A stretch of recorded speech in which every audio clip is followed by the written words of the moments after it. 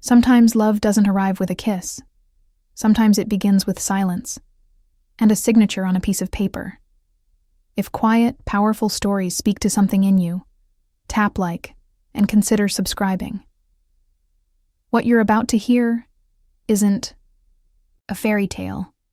It's something more honest than that. Some vows are spoken in silence. Mine were buried under chandeliers and dust. I stood beneath the towering arches of St. William's Chapel in Midtown Manhattan, my hands trembling inside satin gloves too tight for a girl who'd never worn anything finer than denim and wool. The organist never played. No one whispered, "Blessings." There were no flowers, just the hollow echo of footsteps on marble and a gold ring that didn't fit my finger. Dominic Hale didn't look at me. Not once. He stood beside me in a custom-tailored navy suit, sharp as a blade. His jaw was carved from something harder than stone, and his gaze, fixed forward, not on me, could have frozen the air around us. If someone had asked what he was thinking, I imagine he would have said, "Let's get this over with." And so we did. The ceremony lasted 7 minutes. No family, no friends, just a judge in a gray suit, 2 legal witnesses in black, and the rustle of paper as our lawyer handed over the marriage license for our signatures. I was 24 years old. I hadn't even kissed a man before this morning. Now I was someone's wife. His wife. And I'd never felt more alone. When the car door shut behind me, sealing me into the back of Dominic's Bentley, I exhaled for the first time in what felt like hours. He said nothing as he sat beside me, just pulled out his phone and scrolled through emails. His driver took us south, away from the city, past miles of glass and stone and ambition, until the sky softened into haze. The Hale estate in the Hamptons wasn't just large. It was quiet in the way grand, empty places often are. Too still, too perfect, like a museum where no one belongs. A place built for power, not warmth. I was escorted to a guest wing at the far end of the manor. The room smelled of cedarwood and clean linen. Too clean. Too quiet. There were no personal touches, except for the leather-bound guest book left on the desk with a fountain pen uncapped beside it. It wasn't an invitation. It felt more like a formality. I didn't cry. Not even then. Instead, I reached for the only piece of home I had left, the worn-out blue suitcase my mother packed for me before she got sick. Inside, between hand-folded dresses and an old scarf that still smelled faintly of cinnamon, was a wooden box I'd never seen before. It wasn't locked. Inside was a letter, folded neatly and tied with a silver thread. Beneath it, wrapped in tissue, was a ring. Not gold, not even silver. Just a simple band of tarnished pewter. The kind of ring a young man gives a girl when he has nothing but love to offer. I unfolded the letter slowly, already recognizing my mother's delicate handwriting. The ink was faded, but I could still read the opening line. To the daughter I never thought I'd raise alone. The letter wasn't addressed to me directly. It had been written for someone else. A man. She called him E, and from her words, I gathered he had once asked her to leave everything behind and run away with him. But she hadn't. She had chosen duty, respectability. A marriage that made sense on paper, not in the heart. Some things, she wrote, we don't choose for ourselves. We choose them for the people we love. My throat tightened. I knew what she meant, because that morning I had married a man I barely knew. Not for myself, but to keep my father out of prison. He was too proud to ask for help and too reckless to save himself. He'd mortgaged our store, borrowed against the house, and signed documents that ruined everything. Dominic Hale had been the only one willing to fix it, but only for a price. His price. Me. As I sat there, letter trembling in my hands, I wondered if my mother had ever looked in the mirror and asked herself what she had become. And I wondered if I would ask the same thing one day. The room stayed quiet until sunset, when soft amber light poured through the bay window and settled on the desk. I reached for the folded marriage announcement card Dominic's assistant had placed there earlier. It was printed in cursive, impersonal, like a press release. But there was a line written in gray ink, in a hand I didn't recognize. Sometimes redemption doesn't come through apology. It comes through protection, quiet and relentless. Stared at those words for a long time. Then I slipped the pewter ring onto my finger, next to the one he'd given me earlier. One was for the man who could have been. The other, for the man who now was. But neither yet felt like love. They said I'd live in a mansion. They didn't tell me it would echo with silence. The morning after the wedding, I woke up to a sun I couldn't feel. The windows were tall, dressed in pale gray drapes that rustled faintly in the breeze. The sheets beneath me smelled of lavender and starch, crisp, cold, untouched. I had slept on the edge of the bed, still in the soft cotton slip I'd worn beneath the gown, my body curled toward the wall like I could disappear into it. Dominic's room, I later learned, was on the opposite end of the estate, entirely separate. There had been no first night, no knock on my door, no explanation, just silence. The house was beautiful, in a way that felt more curated than lived in. There were paintings of unfamiliar artists, vases I didn't dare touch, and hallways that seemed designed to keep people apart. I wandered down to the kitchen out of habit, barefoot, holding the pewter ring in my hand. It felt heavier that morning, like a memory that refused to stay buried. The staff were kind but distant, trained to keep their eyes low and voices lower. No one said, "Congratulations." No one asked how I was feeling. They all knew what this marriage was. Transactional. When all you sight, I asked for something to eat. The cook offered me a menu. I asked for toast and apples instead. Something simple. Something my mother used to make on cold mornings when our heater barely worked and the oven door had to be left open just to warm the room. I sat at the end of a long oak dining table, in a chair too tall for comfort, and watched the see-through, a wall of glass. Somewhere on the upper floor, I could hear Dominic's voice through a closed office door. Low, clipped, measured. Talking business, always business. He didn't come down for breakfast, or lunch, or dinner. That night, I curled up in the chair beside the fireplace in my room and stared at the flames, trying to imagine what it would have been like if my life had gone differently. If my father hadn't made those choices. If love had come for me the way it did in books, softly, gently, without obligation. Instead, I had a husband I barely knew, and a mother whose voice now only lived in my memories. She used to hum when she worked. That same old melody, over and over, like the sound of a rocking chair on worn floorboards.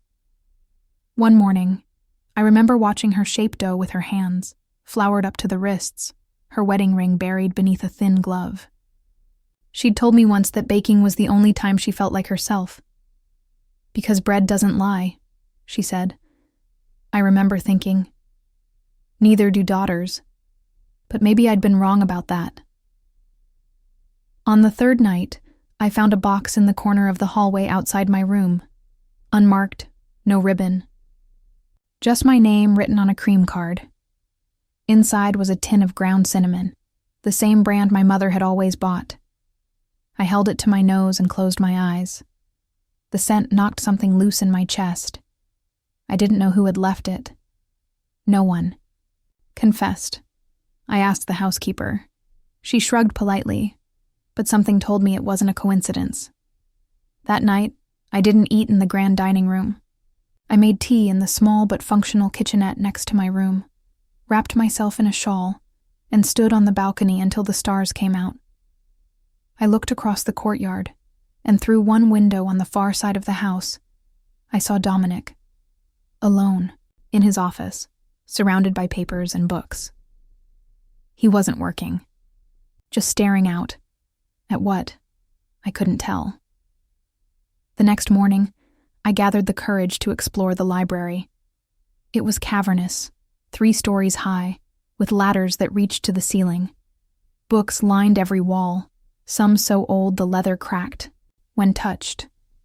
I didn't expect him to be there, but he was. He didn't look surprised to see me. Just nodded once, then went back to reading. I almost left, but then I saw what he was reading. An old cookbook, dog-eared and worn. Not his. Not the house's. Mine. It was the one my mother had gifted me the year I turned 16. It had gone missing during the move. He looked up when I froze. I found it in one of the boxes they packed from Brooklyn, he said, voice even. Didn't want it to get damaged. I waited for more. Nothing came. He didn't apologize.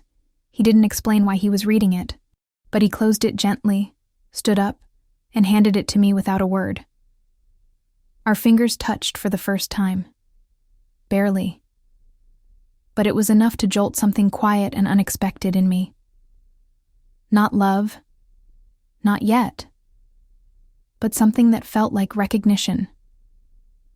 Later, that night, I placed the cookbook next to my mother's letter on the bedside table. The ring still sat in the dish beside them. 3 things that didn't belong to this house. But maybe belonged to this story. And to me. Some truths come wrapped in silence, folded between pages we never meant to open. I couldn't sleep that night. The house creaked in soft places, beneath windows, behind walls, as if the past itself moved here, waiting for someone brave enough to listen. It was past midnight when I left my room, barefoot on cool wooden floors, drawn not by noise but by something quieter. A feeling. A need. The library door was open again. I shouldn't have entered, but I did. I had meant to find a book, something soft and forgettable, a way to escape into someone else's story. Instead, I found a box. It was tucked behind the armchair where Dominic usually sat, half hidden by an old throw blanket. A plain wooden box with a silver latch, not locked. I shouldn't have opened it, but I did. Inside were letters, dozens of them, each written in the same tight, deliberate handwriting I'd come to recognize over the past 2 weeks. Dominic's. Some were addressed to me. Others weren't addressed at all. I pulled the top one free and unfolded it. I don't know how to speak to you, so I write instead. You sat at the window for 27 minutes this morning. I counted. You wore your mother's scarf. I wanted to tell you that I remember her wearing it too. I stopped reading. The next letter was dated 2 days after our wedding. I know what you think of me. You should. I made you a transaction, a tool. But I see you now, Ava, and I think, I've always seen you. I sat down, hands trembling, breath unsteady, and then I read them all. Each letter was a breadcrumb, a slow undoing. The man I had married, Dominic, the cold, unreadable force, had written me a trail of unspoken thoughts, regrets, and quiet longings. But he never sent them, never even intended for me to see them. He had watched me more closely than I thought, but not with possession, with caution, with fear, not of me, of himself. At the bottom of the stack was an envelope thicker than the others, sealed with a plain black wax stamp. I hesitated. My name wasn't on it, but my mother's was. To Marla.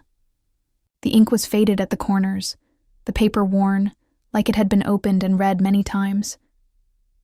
I broke the seal. I meant to give this to you the day I left. I didn't. I was angry, too proud. Your father said I'd never be enough, that you needed someone with name withstanding, so I let you go. But I never stopped looking. And when I saw Ava's photo in the papers last year, When Hale Group bought Lorne Textile, I knew she was yours and mine to protect. I couldn't breathe. The room blurred at the edges. My mother and Dominic? It didn't say how far they'd gone. Didn't say what they had been. But it said enough. He had loved her, or maybe he still did. And now, he had married me. The box snapped shut louder than I meant it to. My hands were slick with sweat. I turned, heart thudding, ready to leave. He was there, standing in the doorway, watching. He didn't ask what I'd found. He already knew. I wasn't supposed to see those, I said softly, not meeting his eyes. No, he said, but I think it's better that you did. There was a long pause. Then, still standing, voice low. I loved your mother. Once, before either of us knew what that word really meant, I looked up. He wasn't guarded. Not tonight. She chose your father. I never blamed her. I blamed myself for not being enough. His voice didn't tremble, but his eyes, those cold, distant eyes, weren't so distant now. And you chose me, I whispered. Because of her. I chose you, he said, because your father owed me something. But I married you, because I couldn't walk away a second time. Something shifted in me then. Not quite forgiveness, not quite understanding, but a door opened, quietly, like a breeze from an old room finally let in. Later in my room, I laid the letter from my mother beside the one Dominic had written her. The 2 pages felt like opposite ends of the same breath, separated by time, pride, and choices made too late. And as I placed the box back beneath my bed, I whispered a truth. I hadn't dared speak aloud. Maybe love doesn't always arrive when it should, but sometimes it waits. Some names are worn like armor, but what do we do when the name we carry begins to rust? It was a Wednesday afternoon when the papers arrived. Thick, formal, unmistakable. They were delivered in a leather folio, monogrammed and discreet, left on the foyer table with the quiet reverence of something sacred. I might not have noticed them at all, if the sunlight hadn't caught the edge of the gold embossed seal and made me pause mid-step. The moment I saw the words, Lorne versus State of New York, my hands began to shake. My father always said the world judged too quickly, that the system punished people for ambition, that mistakes were just the price of dreaming big. And I had believed him, because when a daughter loves her father, she tries to believe the best parts loud enough to drown out the rest. But what lay inside that folio wasn't a mistake. It was proof. Bank records, wire transfers, loan defaults, shell companies under aliases I didn't recognize.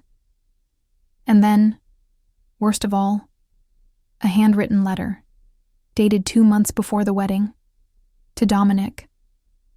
If you're going to take my daughter, at least make it worth my while. I sat down hard on the bottom step of the staircase, folder clutched in my lap. My heart beat a hollow thud. Not only had my father known the terms of the marriage, he had proposed them, for a price. He had offered me like currency, like a bargain. Stayed there until the hall lights turned on automatically at dusk, and when I finally rose, I didn't go to my room. I went to the study. To him.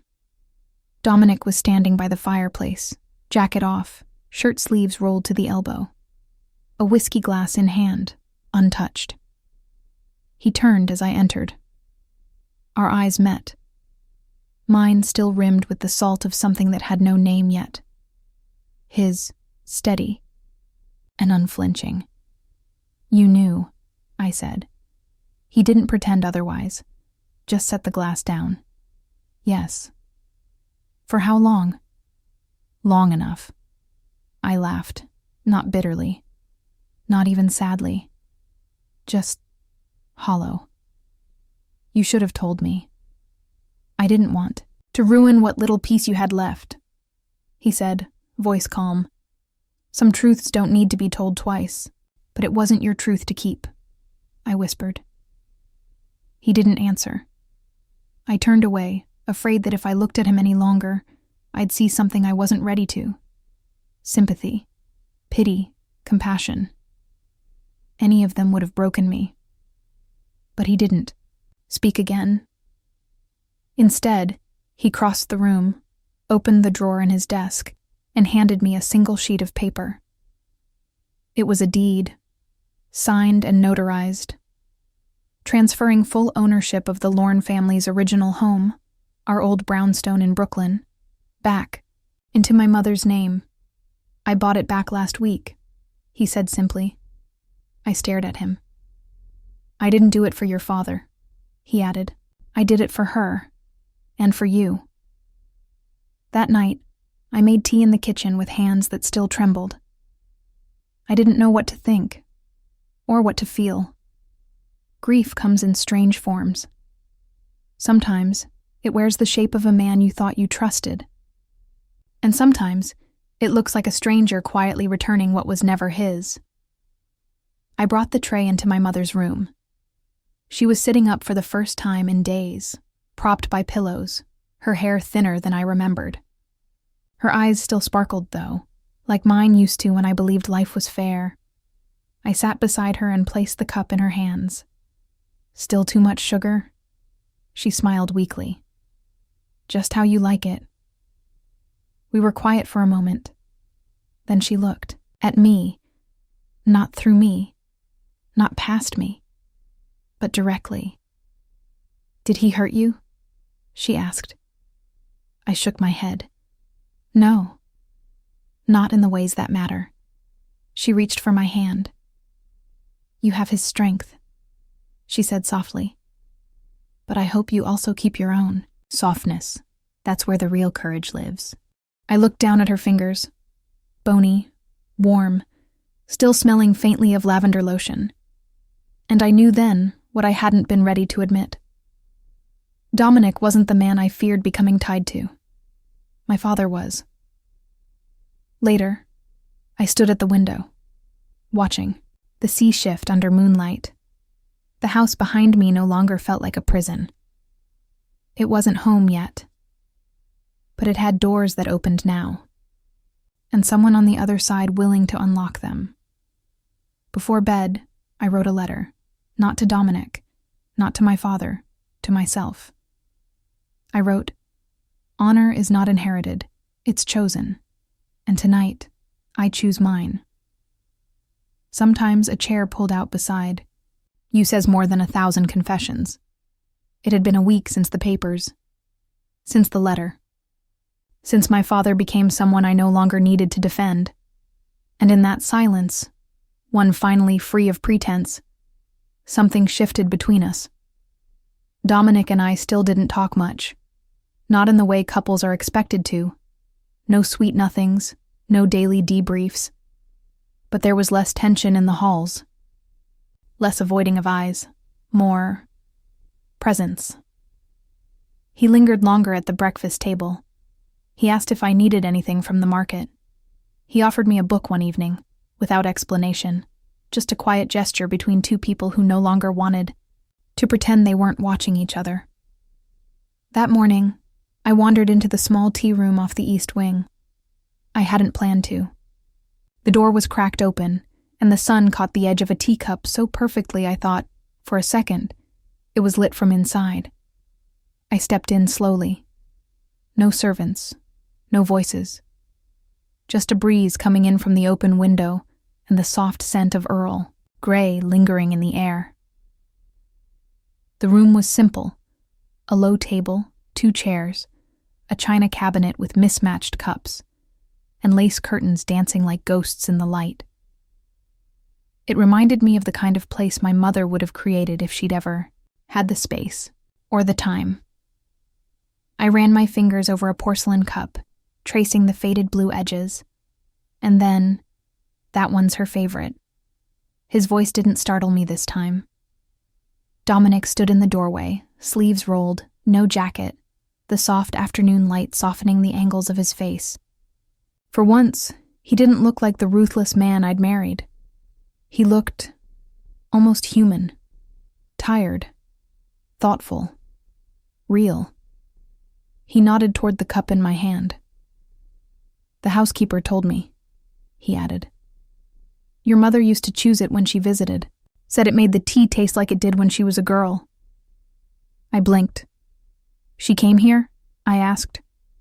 "Once," he said, "before she got sick." There was no sadness in his voice, just memory, and a kind of reverence I hadn't expected. "She sat right there," he said, motioning to the chair near the window. "Told me I needed more color in this room." I smiled, just barely. "Sounds like her." He stepped in slowly, hesitant, as if unsure whether he was welcome. Then pulled out the opposite chair and sat. We didn't speak for a while. Outside, the wind moved through the trees, stirring their branches like a lullaby. A bird landed on the sill and stayed. The teacup in my hand felt warm, though I hadn't poured anything yet. Then he said something I hadn't expected. "I used to think love was loud." I looked up. "That it showed up in grand gestures," he continued. "The kind you see in films. Big, bold declarations. Reckless risks." I said nothing, just listened. "But then I saw how your mother moved through the world," he said. "How she loved your father in small ways. How she cared for you. Quietly. Steadily. Unshakable." He looked at me. I think I envied that. Still do. Something tightened in my chest. Not pain, not fear, just recognition. "I used to think love meant being chosen," I whispered. "First. Openly, not as an afterthought." He leaned forward, elbows on the table. "You weren't an afterthought, Ava. You were the beginning of a correction."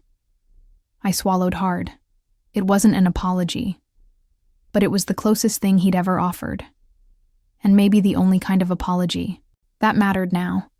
I poured the tea. For both of us. We drank in silence. Not uncomfortable. Not stiff.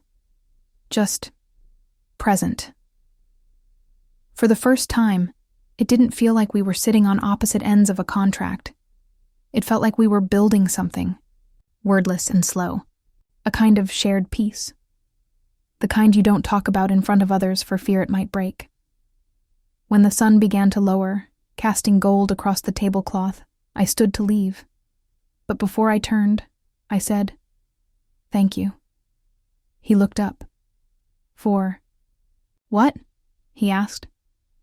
"For making space for me," I said. "Even when you didn't know how." His expression didn't change much, but his eyes did.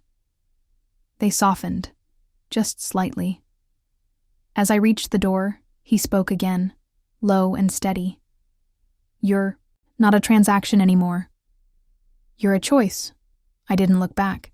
I didn't need to. My heart did something strange then. It didn't leap. It settled, like a bird finally finding a branch it trusted.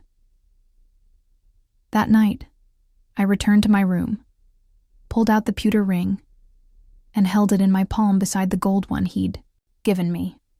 One from the past, one from a promise, neither quite love, but for the first time, I believed one of them could become it. He didn't bring flowers.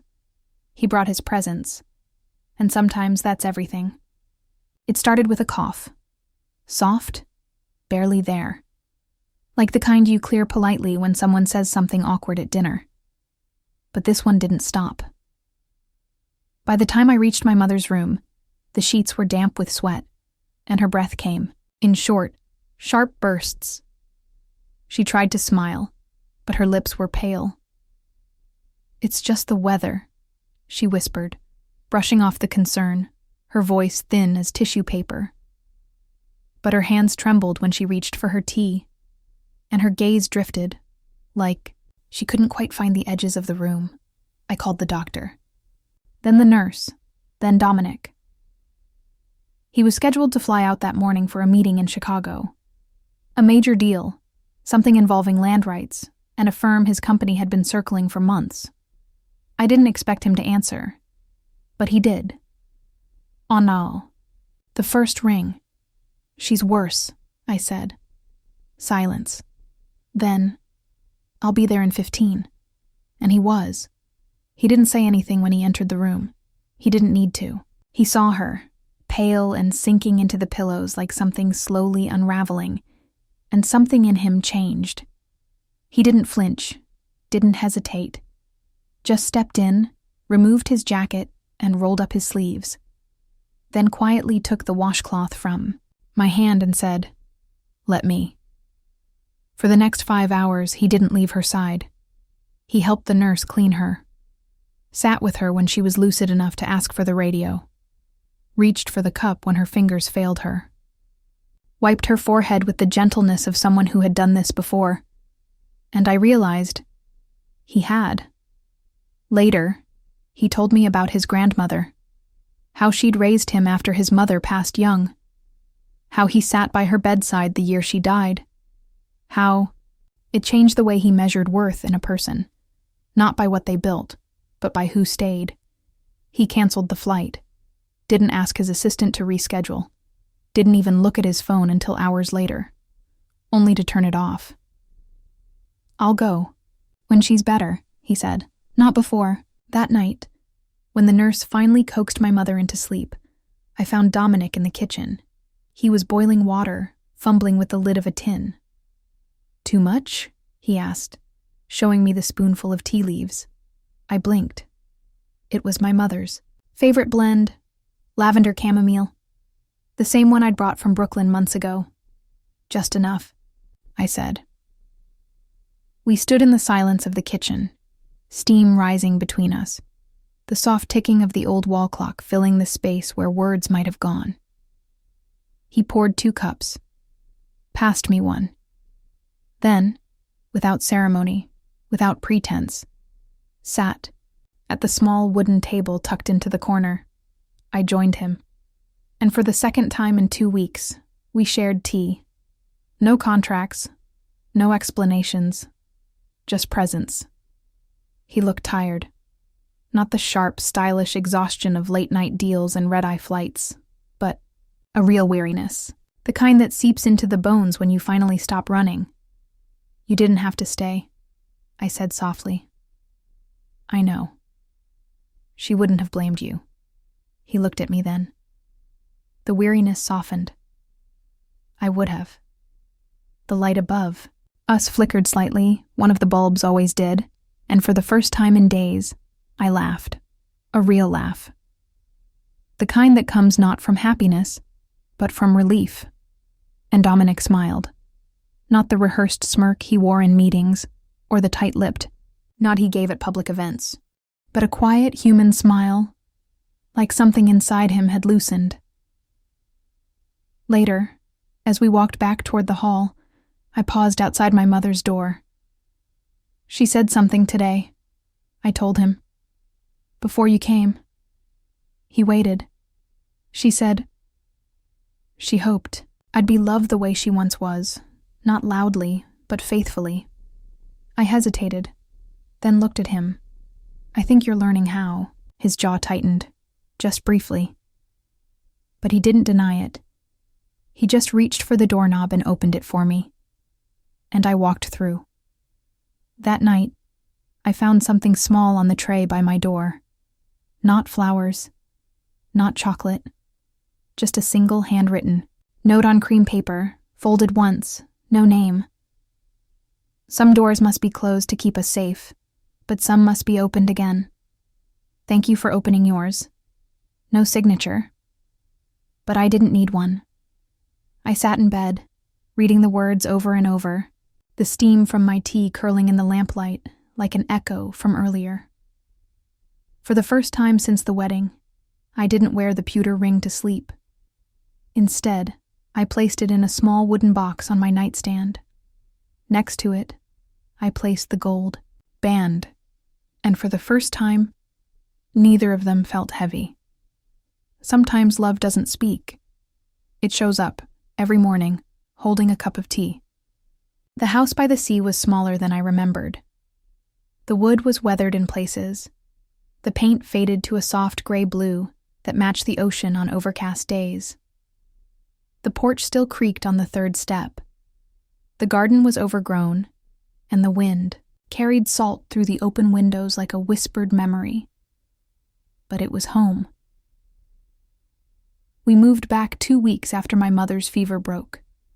The doctor said she needed peace, familiar air, sunlight, and slow days. And so we came. Not just me. All of us, Dominic included. He didn't send staff ahead to prepare the place. He came himself, carried boxes, trimmed hedges, sat on the kitchen floor with a toolbox that looked too clean to have ever been used. When I asked him why, he said, "Because real things deserve real hands." The first morning we woke in the sea house, I found him in the library. It wasn't a real library, just a small sunroom with old wooden shelves and more dust than books. But it had a view of the water and a quiet that wrapped around you like a shawl. He was sitting on the floor, knees bent, reading a book I'd loved as a child, The Secret Garden. The image was so gentle, so human. I didn't speak right away. When I finally entered, he looked up and said, "I used to think this story was about plants." I smiled. "And now?" He closed the book slowly. "Now I think it's about people who don't know how to be alive until someone waters them." That day, we rearranged the books. Not because they needed it, but because it gave us something to do with our hands and hearts. He let me alphabetize. I let him pick which ones stayed on the bottom shelf. We didn't talk much, but we didn't need to. Every once in a while, his fingers would graze mine as we reached for the same title. He never pulled away. In the afternoons, we made tea and read aloud to my mother. She would sit by the window wrapped in a blanket, her eyes soft with memory, and smile when Dominic struggled with certain poetic lines. He never got frustrated, just tried again. One evening, as the sun dipped below the water and bathed the room in a quiet gold, she said, "You have a good voice." Dominic, firm but kind, he looked down, a little embarrassed. "I never thought so," he murmured. She turned to me. "You chose well," she said. That night, I found a small bouquet on my pillow. Not roses, not orchids, just 3 sprigs of lavender tied with twine, still damp from the garden. I placed them in a glass by the window. The scent stayed until morning. We fell into a rhythm that didn't need naming. He woke before me, made coffee, and left a note beside the mug. Nothing poetic, just breezy today. Bring a sweater. Finished the chapter. You were right about the ending. You left your pen in the garden. It's on the porch now. And each time I replied, not on paper, but in kind. I made him toast the way he liked it, barely browned. I fixed the stitching on the sleeve of his favorite sweater. I handed him a new bookmark without saying a word. One evening, I sat on the back steps, knees hugged to my chest, watching the waves roll in. The sky was violet and gold. The air smelled like salt and old wood. Dominic came out quietly, holding 2 mugs. "Chamomile," he said. He sat beside me, but not too close, just enough. We didn't speak. He handed me the mug, then, after a long silence, said, "I'm afraid." I looked at him. Of what? Of being someone you forgive, but never trust. His voice was so quiet, the wind almost took it. I set down my cup. Then, slowly, I reached for his hand. Not as proof, but as peace. We stayed there until the sky turned navy. Our hands stayed intertwined. And though no promises were made, I knew something had changed. This wasn't just stillness. It was surrender. Later that night, I found him in the library again. The pewter ring, the one I hadn't worn in weeks, was sitting on the shelf beside the gold one. He'd placed them side by side. No words. No note. Just there. And I understood. Not a choice. A history. Acknowledged. Honored. Let go. I stood in the doorway for a moment longer, then stepped forward, closed the space between us, and for the first time, I kissed his cheek. Just there. Just once. He closed his eyes and exhaled. I thought I was saving you, but in the end you saved me by teaching me how to stay. The mornings were slower now. The wind still carried salt. The waves still curled gently into the shore. And the tea kettle still whistled at precisely 7:12, the way it always had in this house. But something inside me was different. I no longer woke bracing for tension, or measuring my breath before entering a room. Instead, I found comfort in the weight of the quiet, in the footsteps down the hall that I now recognized as his, in the sound of my mother humming again, just faintly, while tending to her herb pots on the window ledge. We had survived the winter, and I had survived myself. That afternoon, I sat at the kitchen table with a pen in my hand and a sheet of linen, paper folded neatly before me. It had been too long since I'd written anything by hand. Too long since I'd let the words find me slowly, instead of forcing them out. I didn't know what to call it. A letter? A confession? A beginning? Maybe it was all three. Dear Mama, you once told me that love wasn't something we fell into. It was something we chose to stay in, day after day, season after season. I didn't understand you then. I thought staying was weakness. That silence meant surrender. But now, as I sit in the kitchen where you used to roll dough with flour on, your cheeks and sing without realizing it, I finally understand. Staying isn't weakness. It's the hardest, bravest thing we do. Dominic was outside, repainting the porch railings. He insisted on doing it himself, despite the protests from our handyman. When I'd asked him why, he simply said, "Because this is ours now. Not just mine. Ours." That word used to frighten me. Now it steadied me. Mama, I want to tell you something I never had the courage to say. I resented you once, for giving up your dreams, for choosing duty over desire, for staying with a man who didn't always deserve you. But now I see it differently. You didn't stay because you had to. You stayed because you believed in making a life work, even if it was messy, even if it was unspoken, even if it took years. I see that now, and I honor it. Because I'm choosing to stay too, not because I must, but because I want to. That evening, as the sky dipped into gold, I found Dominic in the garden, brushing dirt from his palms and inspecting the basil he'd planted too deep. He looked up when he heard my steps and smiled. "Your mother says it needs more sun," he said, gesturing toward the wilting rosemary beside him. "She's probably right," I said. "She usually is." He stood, brushing his jeans off, and reached for the mug I'd brought, chamomile with a splash of honey. As he took it, his fingers brushed mine, then lingered. Not by accident. Not anymore. Later that night, we sat on the porch with a blanket over our legs and my mother resting peacefully inside. We didn't say much, didn't need to. The silence wasn't absence now. It was presence, a different kind. The kind that filled you slowly, like warm tea on a cold day.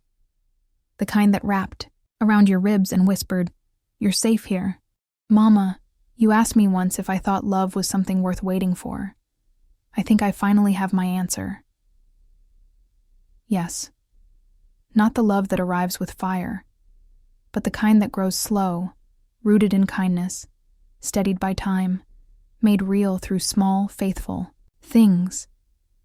I don't wear the pewter ring anymore, but I haven't forgotten it. It's tucked in a drawer with the gold one now, not as a symbol of loss, but as a memory of where I came from, of who I became. Before bed, I slipped the letter into the small wooden box on my dresser, the one with the faded initials burned into its lid. ML Mama's box. Now mine. Dominic passed the doorway just as I closed it. He paused, watched me for a moment, then said simply, "I'm proud of you." No fanfare. No explanation. Just that.